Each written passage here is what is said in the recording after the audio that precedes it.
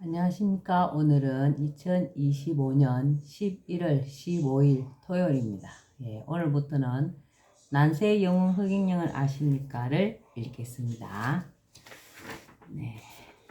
서문. 나는 왜 편안한 길을 마다하고 험난한 국가 최고 지도자의 길을 가려 하는가? 세계 10위권의 경제대국 대한민국. 그러나 그에 걸맞은 생활을 하는 국민은 소수에 불과하다.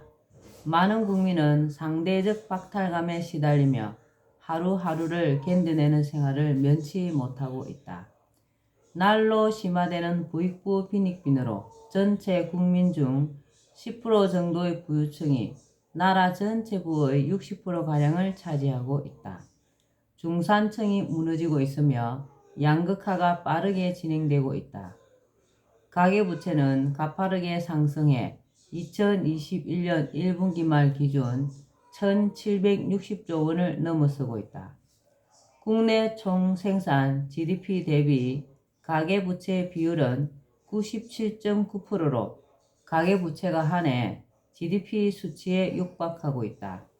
국민 대다수가 하루 종일 열심히 일하지만 생활의 여유는커녕 빚더미에 올라가 있는 것이다.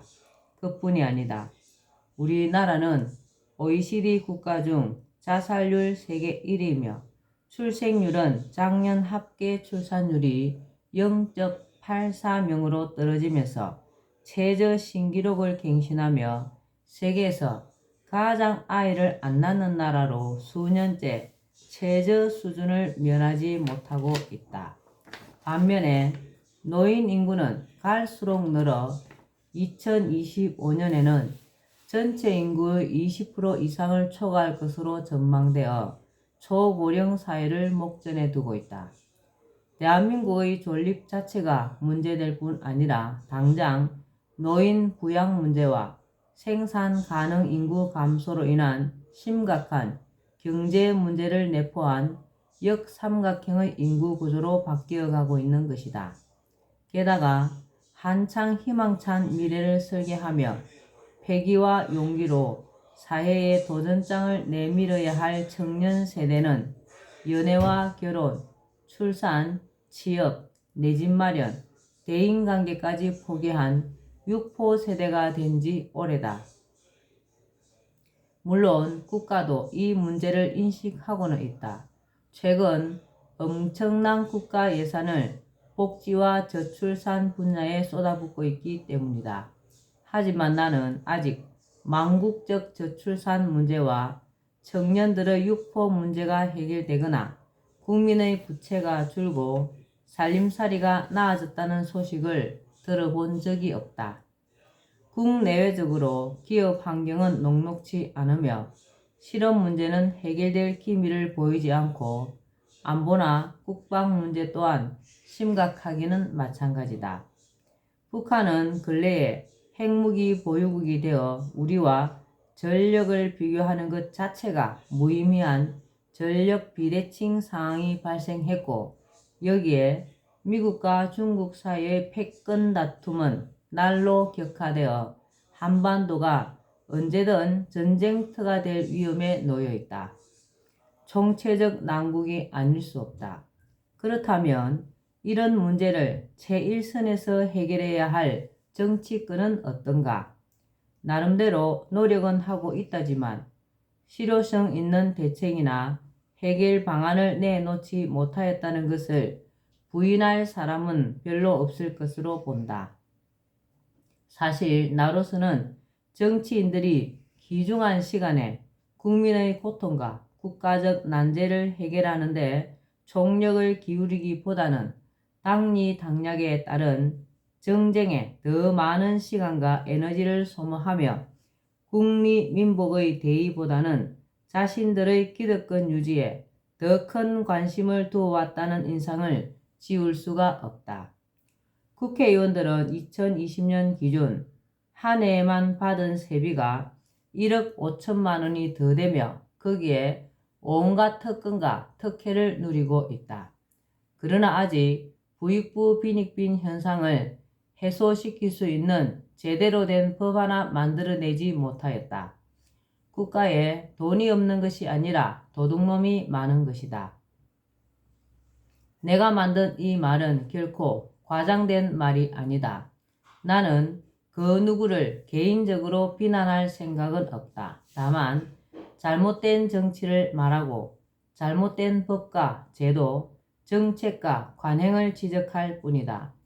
국민의 삶을 살펴 그들의 생활이 나아지게 하고 국가 경제가 발전할 수 있도록 법과 제도를 마련하고 그에 따른 정책을 펼쳐가야 할 정치권이 그 역할을 제대로 하지 않고 자신들의 이익에 눈이 어두워 있음을 질타하는 것일 뿐이다. 세계 10위권의 경제 대국에서 한 해에 거둬들이는 세금이 어느 정도 될까? 국가 예산은 나라 살림을 하고도 나라의 주인인 국민에게 상당수 돌아갈 수 있을 정도로 충분하다고 본다. 그럼에도 최근의 코로나19 사태로 인한 지원금 외에 지금까지 국민에게 그 몫을 돌려준 적이 있었던가? 도대체 그 많은 예산은 다 어디로 갔는가? 나는 이미 30여 년 전에 오늘날 우리나라와 우리 국민이 처할 상황을 미리 예견했다. 그리하여 내 능력과 지식, 동서양의 사상과 심오한 철학까지 동원하여 심사숙고하며 앞으로 닥칠 난제들을 인수분해하고 미적분하여 일거에 해결할 수 있는 방안을 마련하여 국민 앞에 제시하였다. 그것은 미구에 닥칠 수 있는 난제들을 어떻게 하면 미연에 방지하고 해결하며 국민이 어떻게 하면 빈곤과 생계 문제의 고민에서 벗어나 안정되게 생활을 할 수 있게 할 것인가? 그리고 생계로 인해 어쩔 수 없이 하게 되는 강제적인 일의 억압에서 벗어나서 하고 싶은 일을 하며 좀 더 차원 높은 생활을 하게 할 수 있을까 하는 자문과 고민 속에서 나온 나의 답변이며 결론이었다. 말하자면 그것은 국가와 민족의 희망찬 장래를 보장하기 위한 계획이자 국민에 대한 나의 애틋한 사랑의 산물이었던 셈이다. 또 거기에는 국가 경제의 발전으로 풍부해진 부를 모두가 함께 누리는 공존 공영 사회를 실현시키는 나의 철학이 담겨 있다. 이러한 방안이 실현되면 우리나라는 중산주의 국가가 될 수 있다. 중산주의란 모든 사람이 중산층 이상의 생활을 누릴 수 있도록 하려는 경제 이념이자 사회 경제 체제이다. 빈민층이 없이 모두가 최소한 중산층이며 그 이상의 생활도 얼마든지 가능한 사회이다. 그리고 이 중산주의 체제야말로 내가 우리나라와 전 세계에 실현시켜 공의로운 세상을 만들려고 하는 나의 뜻이고 목표이기도 하다. 일부에서 오해하듯이 나의 일단의 방안들은 국민 배당금제, 결혼수당 지급 등 몇 가지 방안만 보면 퍼주기 정책처럼 보일 수 있다. 그러나 그것은 인기를 끌기 위해 아무 대책 없이 퍼주는 포퓰리즘 방안이 절대 아니다. 그 방안들은 우리나라가 마주하고 있는 난제들을 풀고 진정으로 국리민복을 이루기 위한 것들로서 개인의 사리사욕이 개입되는 포퓰리즘과는 차원이 다르다. 또 우리나라는 이미 국민에게 그만한 돈을 줄 수 있는 충분한 경제력을 갖춘 나라이다. 정치인들이 바로 서고 국가 운영을 책임진 사람들이 낭비나 누수 없이 나라 살림을 잘하면 얼마든지 주인인 국민에게 국가 수익을 나누어 줄 수 있다. 나의 방안들은 단지 권력 장악만을 목표로 하는 대책 없는 인기 영합의 퍼주기가 결코 아닌 것이다. 여파도의수라는 말이 있다. 파도는 물에 의지하여 일어난다는 말로 물이 없으면 파도가 칠 수 없다는 뜻이다. 마찬가지로 기업이 돈을 벌고 누군가 부자가 되는 것은 국민이 기업이 만든 제품을 사주기 때문이며 사람들의 도움이 있기 때문이다. 국민이 없다면 누가 기업을 일으킬 수 있으며 돈을 벌 수 있겠는가? 따라서 부를 얻은 사람은 그 부를 가능하게 해준 국민과 나누어야 마땅한 것이다. 국민 모두를 중산층 이상으로 만들어주는 방안은 바로 이러한 자연의 이치를 기본 철학으로 만든 방안이다. 오해하는 것 중 또 하나가 그러한 방안이 사회주의와 공산주의 제도라는 것이다. 그러나 절대 그렇지 않다. 그러한 방안은 자본주의 자유시장 경제를 토대로 한 것이다. 국가와 국민의 관계를 주식회사와 주주의 관계로 설정하고 국가의 재산을 주주인 국민의 것으로 규정한다. 그리하여 대한민국 총재산 7경원 정도를 국민의 수 약 5천만 명으로 나눈 14억 원가량의 지분을 국민 한 사람이 가진 것으로 산정한다. 그래서 모든 국민은 세금 등 국가 경영의 수익금에 대해 배당금을 요구할 수 있는 권리를 갖게 된다. 명실공히 국민이 국가의 완벽한 주인이 되는 것이다. 그러한 방안이야말로 국민 주권의 민주주의로 치면 최고 수준의 민주주의라고 볼 수 있다. 말하자면 그러한 방안은 자본주의를 바탕으로 한 것이며 민주주의의 완성판이라 할 수 있다. 나아가 지금까지 그 누구도 하지 못했던 자본주의의 폐단인 부익부 빈익빈을 해결하여 자본주의를 완전한 체제로 완성시켜주는 제도라고 할 수 있다. 기업이 활동하기 좋은 여건을 만들어주며 누구든 노력 여하에 따라 기본적으로 보장되는 중산층을 넘어 더 많은 부를 획득하는 것도 가능하게 해준다. 또한 세금을 많이 내어 그러한 방안이 원활히 돌아가도록 해주는 부자들을 사회가 존경할 수 있게 하는 시스템도 함께 가동하게끔 되어 있다. 사회 경제적 개념인 중산주의를 정치적 용어로 말하면 신정주의이다. 신정주의는 대우주를 관장하는 신의 화신체인 신인이 공의를 실현하는 정치이다. 신정주의야말로 말이나 글로만의 형식적 민주주의가 아니라 국민을 나라의 진정한 주인으로 대접하는 정치 체제이며 공존 공영의 공의가 실현되는 정치로 신정주의 체제에서 모든 국민은 자유롭고 풍요로운 삶을 구가할 수 있다. 한 국가나 전 세계 경제 수준을 보았을 때 구성원 모두가 인간다운 삶을 살 수 있을 정도의 경제력이 되는데도 부의 분배 시스템이 잘못되어 국가나 지구촌이라는 하나의 울타리 안에 양극단의 생활상이 나타나는 것은 공존 공영을 벗어난 것으로 공의가 실종된 모습이다. 이를 바로잡아 모두가 공존 공영할 수 있도록 공의를 세워 나가는 것이 바로 신정정치이다. 내가 마련한 1단의 방안들은 많은 오해를 받아왔으나 그것은 아직 때가 이르지 않았던 탓도 있다.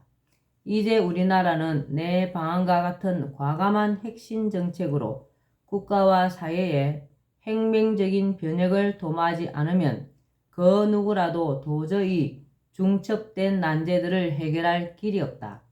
정부도 정치인들도 문제의 심각성을 알고 있지만 해결하지 못하고 있고 제대로 된 대책조차 갖고 있지 못하다는 것은 앞서 확인한 바 있다. 다급해진 정치인들이 내 방안들을 한두 가지를 모방해서 시행하는 사례가 늘고 있다. 물론 그것도 아주 효과가 없는 것은 아니지만 우리나라의 총체적인 문제들을 해결하려면 그렇게 해서는 안 될 일이다. 그러나 나의 일련의 방안들은 전체가 하나의 메커니즘으로 연결되어 시스템의 움직이게 되어 있다. 일련의 방안들이 함께 시행되어야 부작용이 생기거나 막힘없이 모든 문제가 차례로 풀리며 시스템이 제대로 작동하면서 효과가 제대로 나타나고 나아가 극대화될 수가 있다. 빈부격차로 인한 사회갈등, 빈곤, 청년시대의 육포, 망국적 저출산, 생산가능 인구 감소, 고령사회와 노인 부양, 가계부채, 실업, 기업환경 악화, 자살, 지역 간 및 노사 간, 남녀 간 갈등, 교육, 안보, 군대, 국민 건강, 재원 확보, 4차 산업혁명에 따른 사회 변화에 이르기까지 모든 문제가 나의 일단의 방안들이라는 하나의 그물로 다 해결되도록 완벽하게 시스템화되어 있다. 앞으로 그 누구든 이와 같이 통합적이고 혁명적인 방안들과 같은 과감한 대핵신의 방법이 아니고서는 결코 이 나라를 살리고 우리 민족을 보존하며 국민을 고통에서 벗어나게 할 수는 없을 것으로 본다. 나는 왜 편안하고 즐거운 길을 마다하고 외롭고 힘든 국가 최고 지도자의 길을 택하고 있는가? 이유는 딱 하나이다. 우리나라 모든 국민이 고루 잘 살게 하고 잘못된 정치로 고통받고 있는 국민을 편안하게 하려는 내 삶의 목표와 이를 이루어야 한다는 사명감 때문이다. 나는 어려서부터 세계의 지도자가 되어 세상을 편안하게 해야 한다는 사명감을 갖고 그것을 내 인생의 목표로 받아들였다. 그때 이후 지금까지 나는 그 목표를 한시도 잊어본 적이 없다. 처절하게 어려운 환경 속에서도 주경, 야독, 형설지공으로 학교 공부 외에 사서오경의 유교 경전을 공부하고 불경과 성경 등 종교 경전과 법과 정치, 경제, 철학 등을 섭렵해온 것도 모두 이 목표를 달성하는데 도움을 얻기 위해서였다. 나의 목표는 작게는 우리 국민의 고통을 해결하고 우리나라를 인류 국가로 만들고 크게는 나와 우리 한민족을 통해 세계 모든 사람이 기아나 전쟁의 고통에서 벗어나 돈 걱정 없는 풍요롭고 행복한 삶을 살 수 있도록 하려는 것이다. 나는 배고픔의 고통을 처절하게 겪어본 사람으로서 이 지구상에 수많은 사람들이 굶어 죽어가는 현실을 도저히 묵과할 수 없다. 세계에 먹을 것이 부족해서가 아니기에 더더욱 그러하다. 지구 한쪽에서는 가격 폭락을 우려하여 남아도는 식량을 바다에 던져버리는가 하면 향락과 사치에 열을 올리는 사람들은 또 얼마나 많은가. 우리 국민 중에도 끼니를 걱정하는 사람들이 있는 현실에서 한 해에 술 소비에만 8조 원가량의 돈을 쓰고 있다. 결국 지구촌에서 빚어지는 이 극명한 대비, 비인도적인 상황을 어떻게 모른 척 할 수가 있겠는가. 전쟁의 참화는 또 어떤가. 우리도 6.25 전쟁을 겪었지만 전쟁의 참상이란 이루 말할 수가 없다. 전쟁의 불길이 휩쓸고 간 거리에 맨몸으로 뛰쳐나온 어린 소녀의 사진을 나는 잊을 수가 없다. 망망대해를 떠돌다 배가 난파되면서 싸늘한 죽음으로 바닷가에 떠밀려 온 난민 소년의 영상은 또 어떤가. 환경 문제는 더 심각하다.